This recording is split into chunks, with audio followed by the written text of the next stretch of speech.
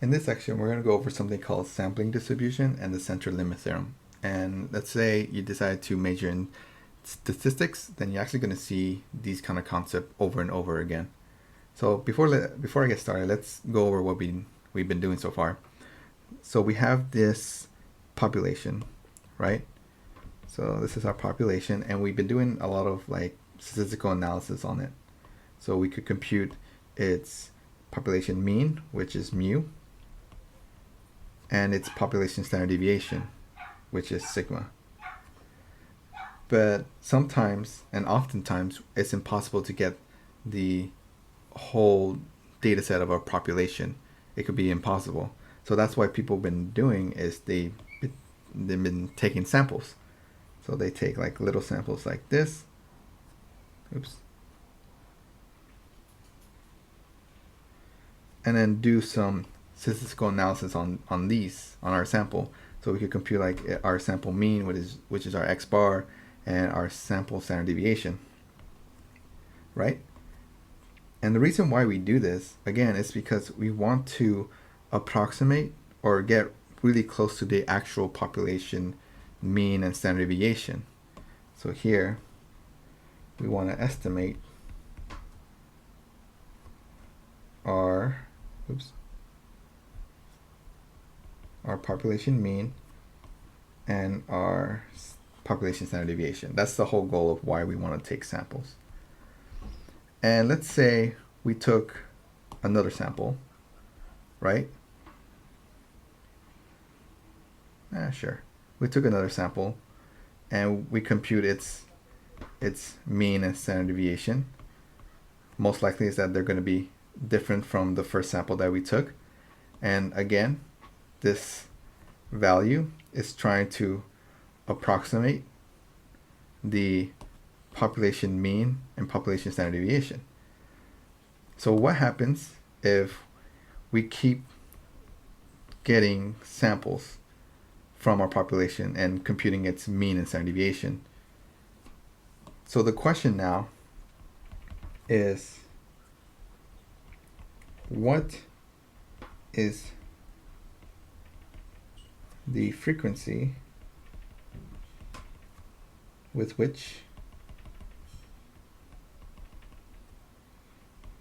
I can get different values, right? Because most likely these means and standard deviation of each sample will be different because we're getting different samples.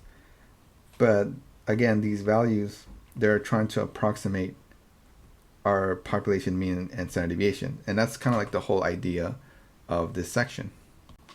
Okay, so let's go over some definitions. So a sampling distribution.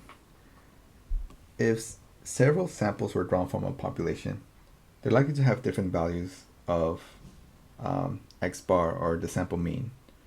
Because the value of x bar varies each time a sample is drawn, we can say that x bar is a random variable and it has some sort of distribution. So the probability distribution of our sample mean, it's called the sample distribution of x bar. So I'm going to do a very simple example. So let's say we have a population. Let's say we have the age of babies, right? Let's say baby number 1 was like 1 month old. Let's say baby number 2 was 2 months old, and baby number 3 was 3 months old. Let's just say that. So these are like age of babies. And you know, let's do a better visualization. So this is baby number 1 was 1 month old, 2 months old, 3 months old, right? And I know this is pretty small population size, but just because of this is a really simple example, I made my population size kind of small, because if I make it any bigger, it's going to get a little bit more complicated. So, okay, let's say you have baby's age, right? So this is our population. And we could compute its population mean and standard deviation. So it's the mean of the ages of these babies will be 1 plus 2 plus 3 divided by 3, which is 2. So the average age for our population size of baby's age will be 2 months old. We could also compute its standard deviation, or sorry, variance, which is, if you forget, it's the summation of x minus mu square over big N. Since we're talking about a population, we divide it by n and not n minus 1. So this will be 1 minus 2 square plus 2 minus 2 square plus 2 minus 3 square, all divided by 3, which is equal to 1 plus 0 plus 1 over 3, which is 2 over 3, or roughly 0.667. And we could calculate its standard deviation, which is square root of 2 over 3, which is about 0.8165. Oops. 0.8165. Okay. So we have our population mean and our population standard deviation.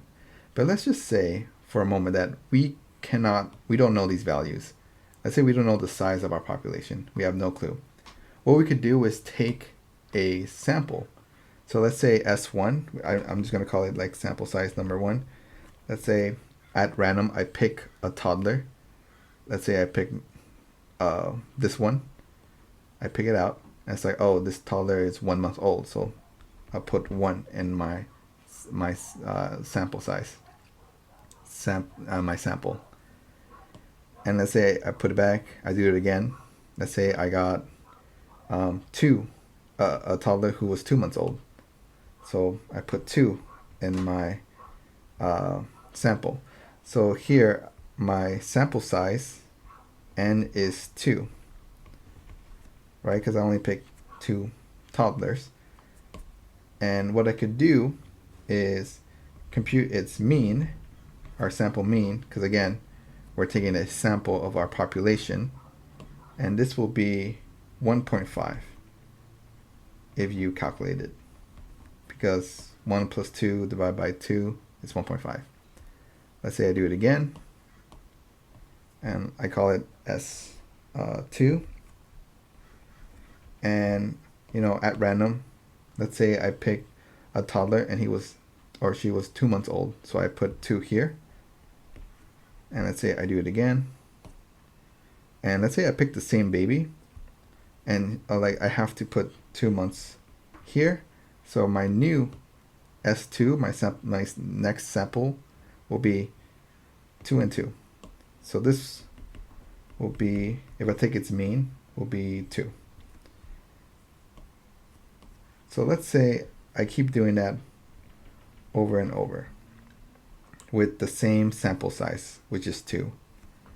So our little table is going to look like this. So here, 1 and 2, 1 and 2, this will be 1.5, 1.5, and here 2 and 2 has a mean of 2, so this will be 2. And then I could just fill in the other box. So here the average of this sample will be 1. The average of this sample will be 2, because 3 plus 1 divided by 2 is 2. And you kind of fill in the rest of the box here. So this will be 1.5, 2.5, 2, 2.5, and 3. Awesome. So you took all these samples. So let's consider, just for a moment, that I'm going to make this my population. I'm just going to name it my population. And I could take its mean of this.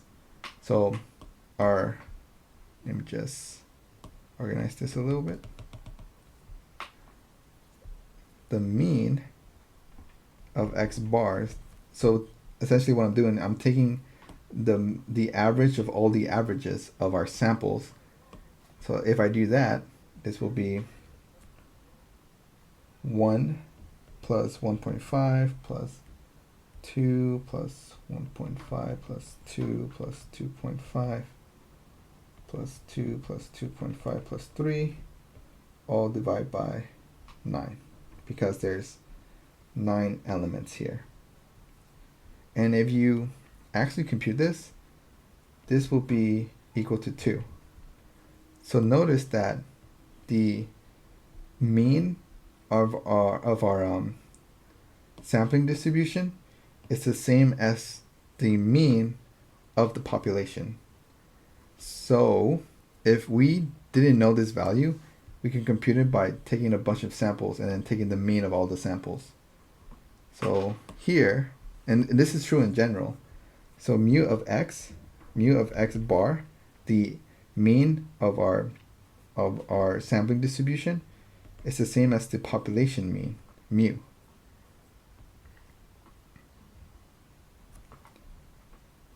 Now the next question is, if I compute the standard deviation of our sampling distribution, would this give me the same value of our population standard deviation? So let's find out. So let's say we want to compute the standard deviation of our sample distribution of our mean. So this will be 1 minus 2 square plus 1.5 minus 2 square plus 2 minus 2 square plus da da da. You keep doing that, all divided by 9. Since again we're treating this as a population, not as a sample. So that's why we divide by 9 and not 9 minus 1. So if you compute this, this will be equal to, oops, sorry, this is our variance, sorry. So this will be 1 over 3. And so our standard deviation will be the square root of 1 over 3, which is equal to 0.5773. Now let's compare. Notice that our standard deviation of our population does not equal the standard deviation of our sampling distribution. So what's going on here? Well, and this took a long time to people to figure this out, is that if I did our standard deviation of our population divided by the square root of our sample size, n, in this case n was equal to 2, this actually gives you back the standard deviation of our sampling distribution of x bar. And if you don't believe me, let's compute it. So this will be equal to sigma over square root of n, which is 0.8165 divided by the square root of 2. If you put this in your calculator, this gives you 0.5773, which is the same as our standard deviation of our sampling distribution x bar. So this is important. So this works in general. So you could just say that our standard deviation of our sampling distribution x bar is just sigma over the square root of n, where again n is just our sample size and sigma is our standard deviation of our population.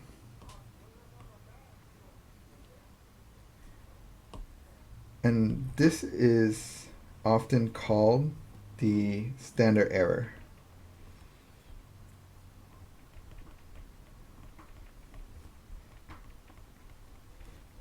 Why is this important? Well, we have our mean of our sampling distribution, and we could compute our standard deviation of our sampling distribution. Well, we need these values to compute z-scores.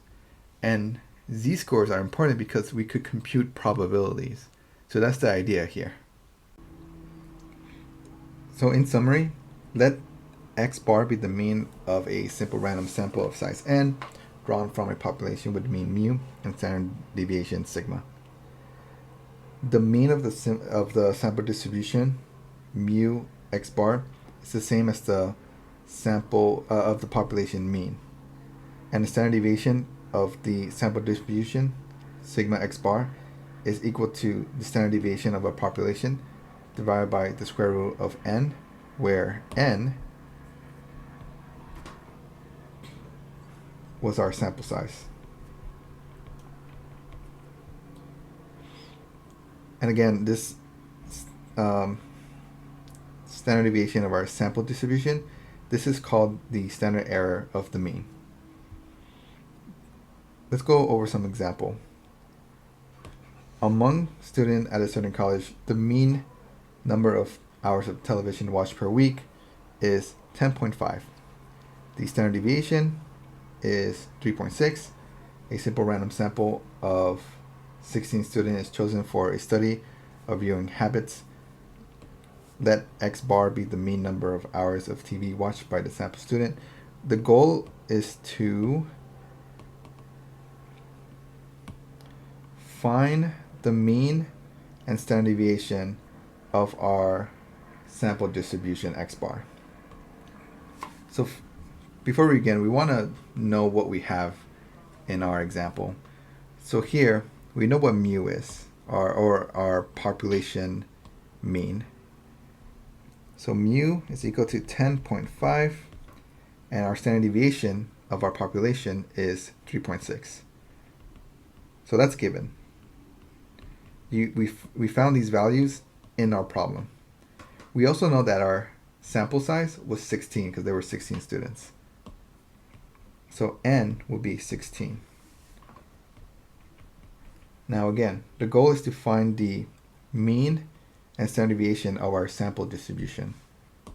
So mu of x bar is the same as the population mean, which was 10.5.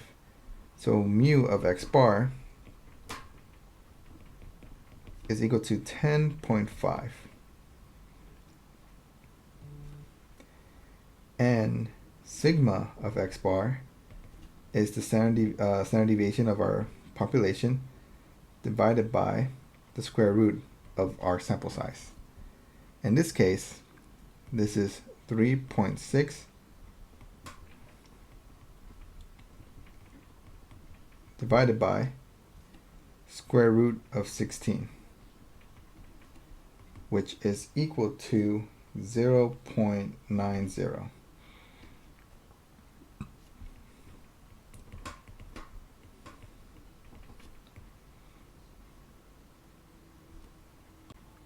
We can even compute histograms out of these distributions. So let's recall back to the example that I made with the ages of toddlers. So this will be 1 month, 2 months, 3 months.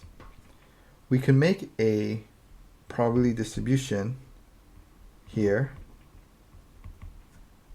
So what is the probability of picking a toddler who's 1 month old in our population? Well, there's only one toddler out of 3, so the probability will be 1 over 3. And you can kind of see like it's the same if what is the probability of picking a toddler that's 2 months old? And again, there's only one toddler who's 2 months old, so it would be 1 out of the total 3. And again with a toddler who's 3 months old. So if I computed the histogram, so let's say this was 1 over 3 here, and this will be 1, 2, and 3. The I guess ages and the frequent probability, or I guess frequency will be the right term. If I make a histogram,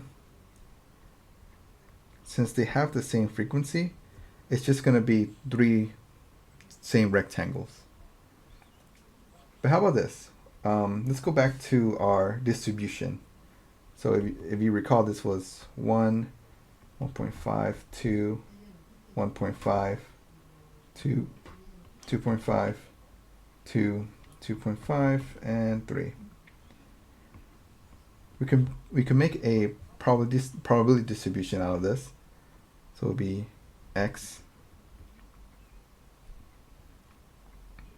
and p of x. So if we look through our chart here, the only values that are here are 1, 1.5, 2, 2.5, and 3. We want to see how many of our distribution has a mean, x is x bar, mean of 1. And it's only 1 out of the total 9. So this will be 1 over 9. And you can do the same thing with 1.5. There's only 1, 2 out of the total 9. And you can kind of fill in the rest. So this will be 3.3 over 9, 2 over 9, and 1 over 9. So if I make a histogram out of our probability distribution here that we made, something interesting happens. So this is 1, 1.5, 2, 2.5, 3. I guess this is like our average x bar of ages. And let's say this is 1 over 9, 2 over 9, 2 over 9, 3 over 9. And this is like our probability. So for 1, it will be 1 over 9. For 1.5, it will be up to 2 over 9. For 2, it will be 3 over 9.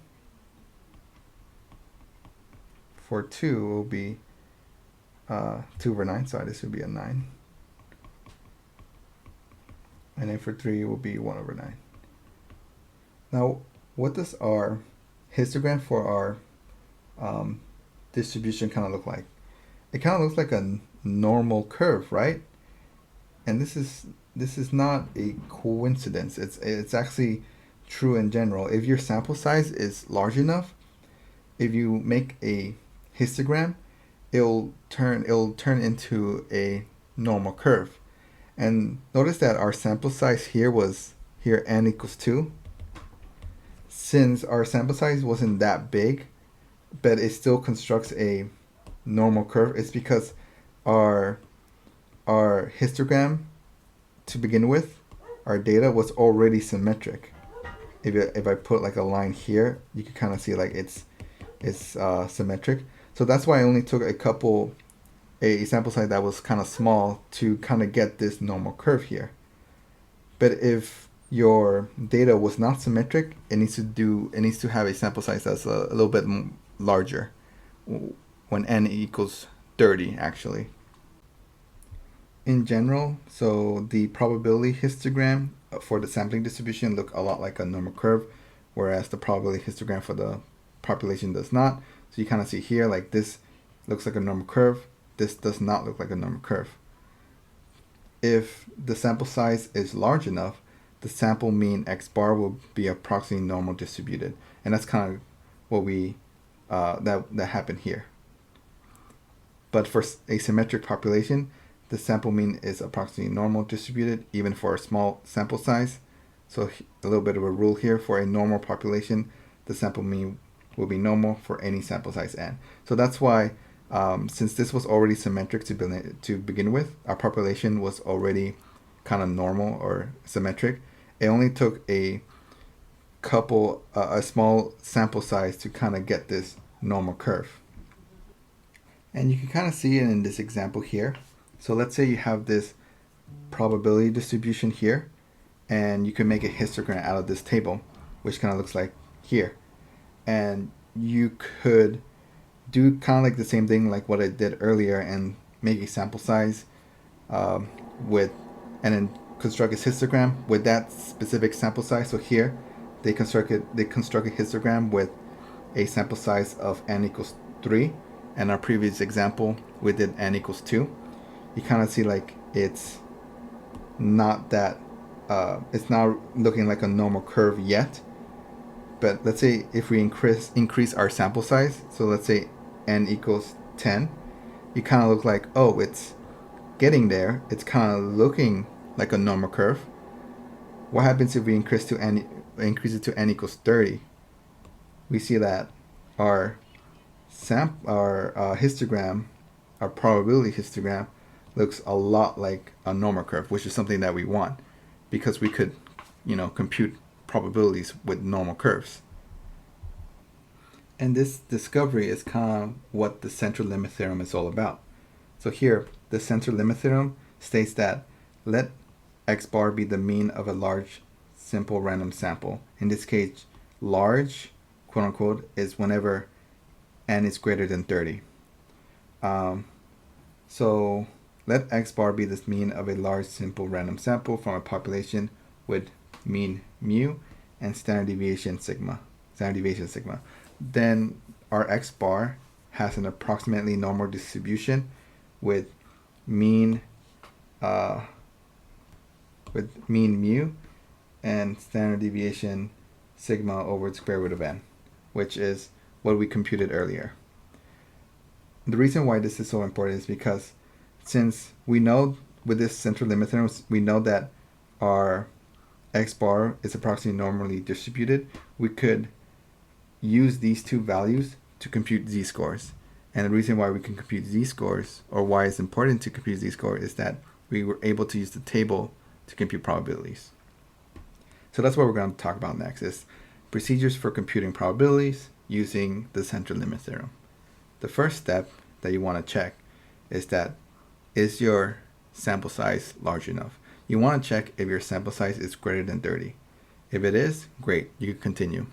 But if it's not, then you want to see whether or not your data already comes from a normal distribution, or that your population is already symmetric.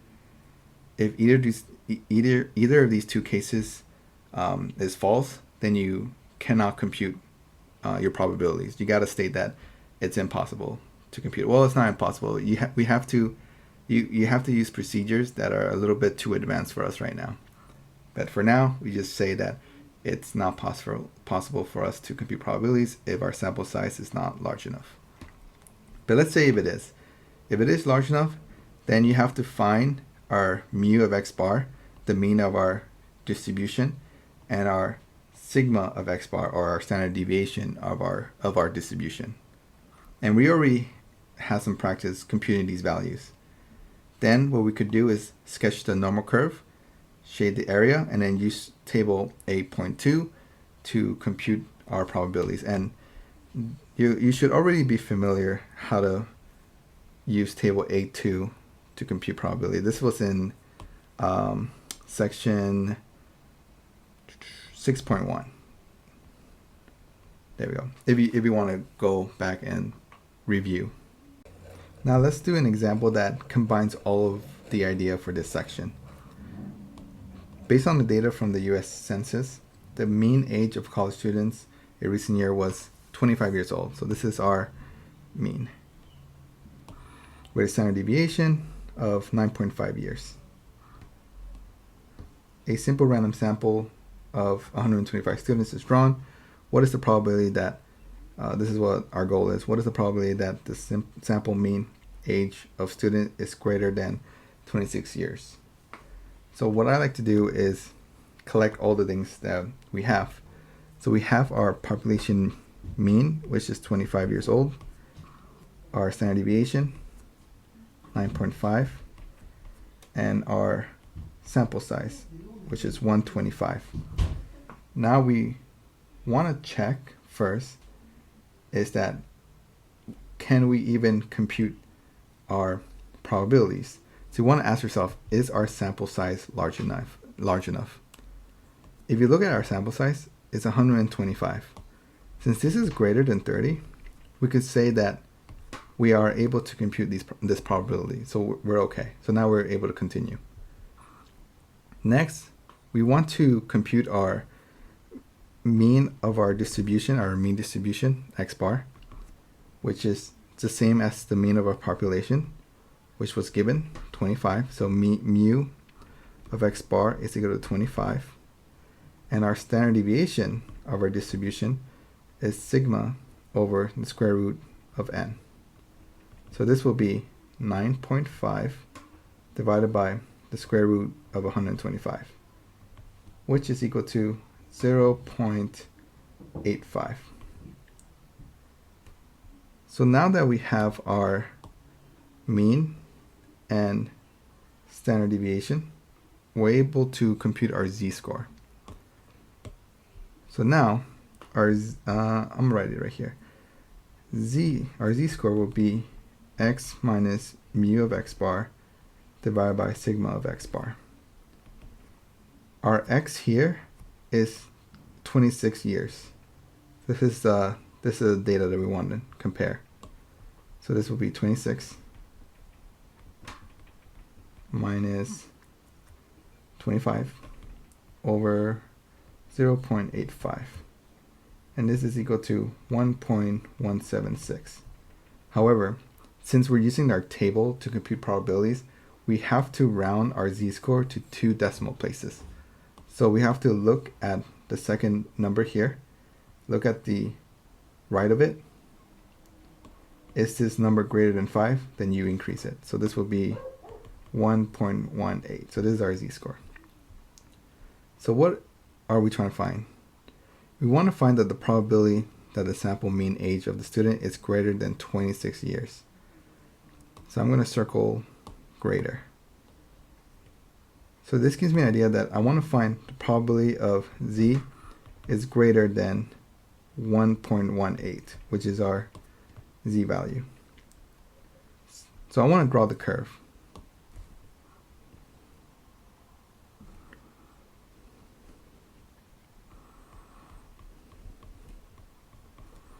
So this is our standard normal curve, which has a mean of 0 and a standard deviation of 1. So 1.18 is somewhere around here, right here. Now we want to ask ourselves, which way are we shading? Are we shading to the left or to the right? Well, if you look here, what I like to see, or I like to think, is that since this is pointing to the right, this kind of gives me an idea of like, oh, I'm going to shade this, to the area to the right of this. So all of this. I'm trying to find the area to the right of my z-score. So this is z, which is 1.18. So now I can use the table to see what's the area to the right of this. Oh, actually we have to do something else. We have to, so finding the right of areas is a little bit more cumbersome. So this is the same as saying